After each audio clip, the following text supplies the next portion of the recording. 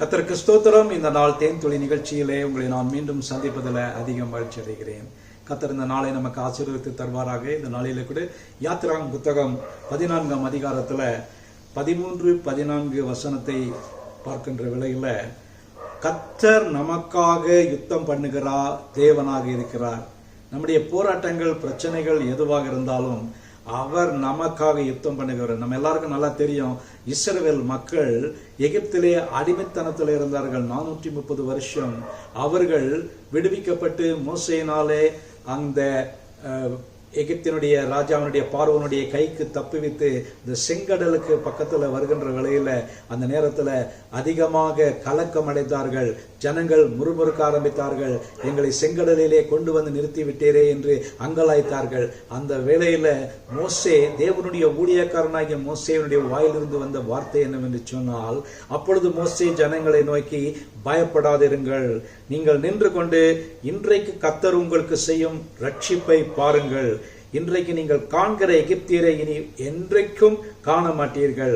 கர்த்தர் உங்களுக்காக யுத்தம் பண்ணுவார், நீங்கள் சும்மா இருப்பீர்கள்.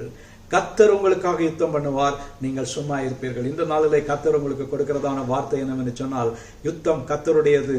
கர்த்தர் அந்த யுத்தத்தை உங்களுக்காக செய்வார். இந்த நாளிலே உங்களுடைய யுத்தம் எதுவாக இருந்தாலும், பிரச்சனைகள் எதுவாக இருந்தாலும், நெருக்கடிகளிலே வாழ்ந்து கொண்டிருந்தாலும், ஒரு வியாதியின் கொடூரத்துக்குள்ளாய் கடந்து சென்றாலும், ஒரு எதிர்பாராத செலவினங்களினாலே ஒரு பிரச்சனைக்குள்ளாக நீங்கள் சென்று கொண்டிருக்கின்ற வேளையில கர்த்தர் நோக்கி நீங்கள் அபயமிடுகிற வேளையில கர்த்தர் உங்களுக்காக யுத்தம் பண்ணுகிறவராயிருக்கிறார். உங்கள் சார்பாக போராடுகிற தேவனாக இருக்கிறார். ஆகவே நாம் ஒன்றுக்கும் கவலை கூட படக்கூடாது.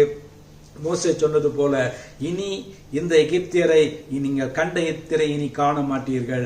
இனிமேல் உங்களுக்கு ஆசீர்வாதமான ஒரு காரியம். நீங்கள் செய்ய வேண்டிய காரியம் எல்லாம் சும்மா இருக்க வேண்டும், அமைதியாக இருக்க வேண்டும். எந்த படபடப்பு பதபதைப்பு இல்லாதபடிக்கு கர்த்தர் பார்த்துக் கொள்வார், கர்த்தர் செய்வார் என்கிற மன உறுதியோடு கூட நீங்கள் இருப்பீர்கள் என்று சொன்னால் கர்த்தர் நிச்சயமாகவே உங்களுக்கு ஒரு ஆசீர்வாதத்தை கட்டளையிடுவார். இந்த நாளிலே அந்த இஸ்ரவேல் மக்களுக்கு தேவன் யுத்தம் பண்ணது போல உங்களுடைய என்னுடைய வாழ்க்கையில கூட நாம் கடந்து செல்கிற எல்லா காரியங்களிலும் அவர், நீங்கள் எப்படிப்பட்டதான ஒரு நிலையில கடந்து சென்றாலும், ஒரு வியாதியின் மத்தியிலே நீங்கள் கடந்து சென்றாலும் உங்களுக்காக யுத்தம் பண்ணுகிறார், நீங்கள் சும்மா இருப்பீர்கள். நல்ல ஆண்டவரே, நன்றியோட துதிக்கிறோம், ஸ்தோத்திரிக்கிறோம்.